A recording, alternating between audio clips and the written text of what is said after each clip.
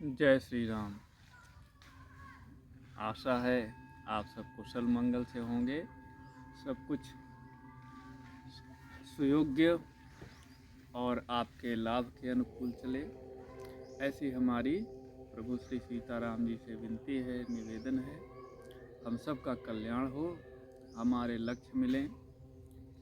आपका वाल्मीकि रामायण के बालकांड के अष्टम सर्ग में स्वागत है।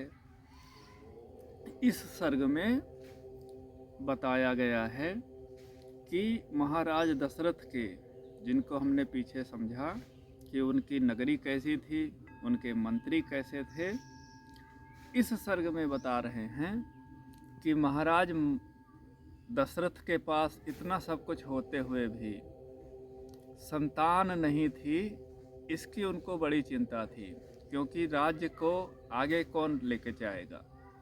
तो इस विषय में राजा दशरथ को चिंता होती है और वो अपने मंत्रियों से सलाह लेते हैं, उनसे वार्ता करते हैं कि अब ऐसी स्थिति में क्या किया जाए। तो वाल्मीकि जी कहते हैं कि तस्य चैवं प्रभावस्य धर्मज्ञस्य महात्मनः सुतार्थं तप्यमानस्य नासीद वंशकरः सुतः।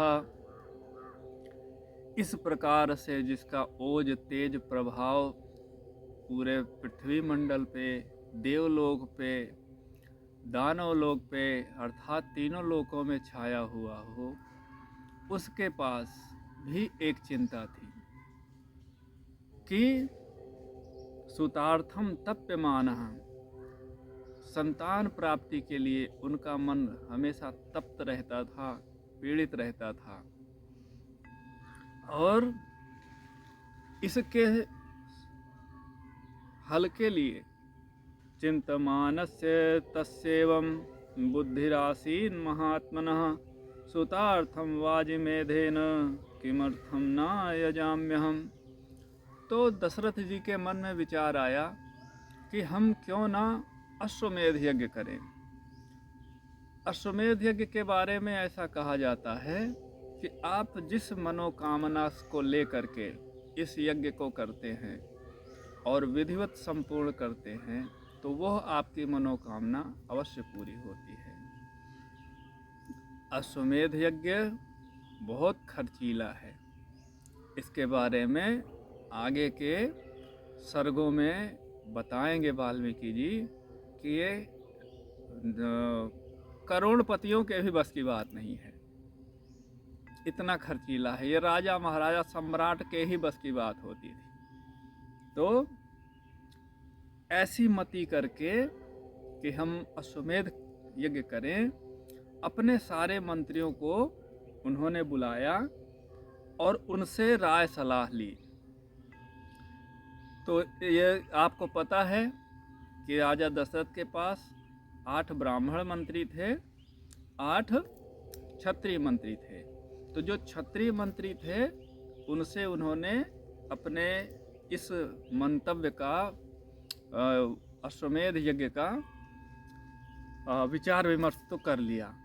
अब उसके बाद उन्होंने मंत्रियों से सलाह ली कि आप सहमत हैं। तो मंत्रियों ने कहा अवश्य आपको यज्ञ करनी चाहिए। मंत्र भी सह धर्मात्मा सर्वैरपि कृतात्म भी, उनसे सबसे सलाह ले लिया। फिर उसके बाद ततो ब्रवीन महातेजा सुमंत्रम मंत्रिसत्तमं शीघ्रमानय मे सर्वान् गुरुंस्तांस पुरोहितान्। तब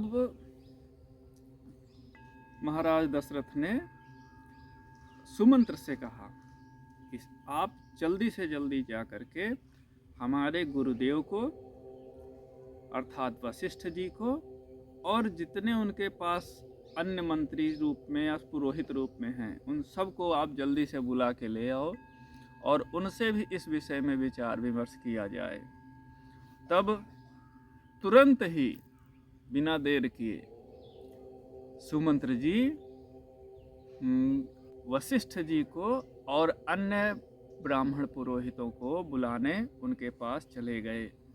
जो भी उनके द्विज सप्तम थे, सुयज्ञ, वामदेव, जाबाली, काश्यप, गौतम जी, ऐसे जितने भी थे उन सबको सुमंत्र जी ले करके आए। और देखो क्या संस्कार होना चाहिए कि तान पूजयित्वा धर्मात्मा। महाराज दशरथ ने उन सभी पुरोहितों की पूजा किया, उनका स्वागत सत्कार किया, उनका अभिनंदन किया। और इदम धर्मार्थ सहितम सुलक्षणम वचनम अब्रवीत। और अपने मन की जो कामना उनके थी, जिसमें कि धर्म भी समाहित था और उनकी अर्थ यानी उनकी कामना भी समाहित थी, इस बात को बड़े सुलक्षण यानी मधुर भाव से, चिकनाहट के साथ अपने गुरुजनों को बताया। ममलालप्यमानस्य सुतार्थम नास्ति वै सुखम।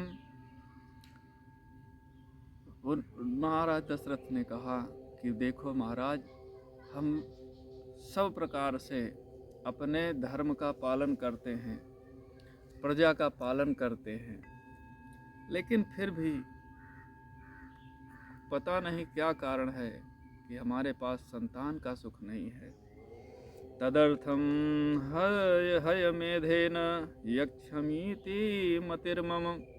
इसलिए मेरे मन में विचार आ रहा है कि हम क्यों ना अश्वमेध यज्ञ का आयोजन करें। तदहम यष्टुमिच्छामि शास्त्रदृष्टेन कर्मणा कथम प्राप्स्यहं कामं बुद्धिरत्र विचिन्त्यताम्।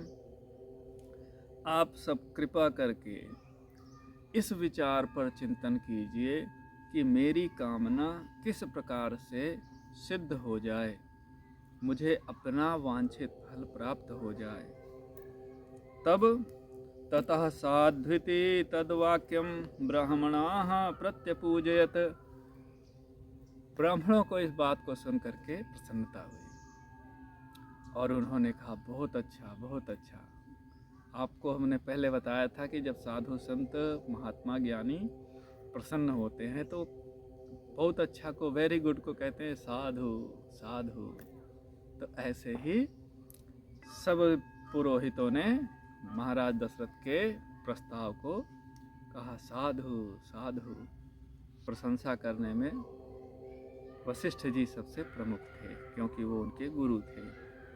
ऊचुश्च परम प्रीताः सर्वे दशरथं वचः संभाराः संभ्रियन्तां ते तुर्गश्च विमुच्यताम्।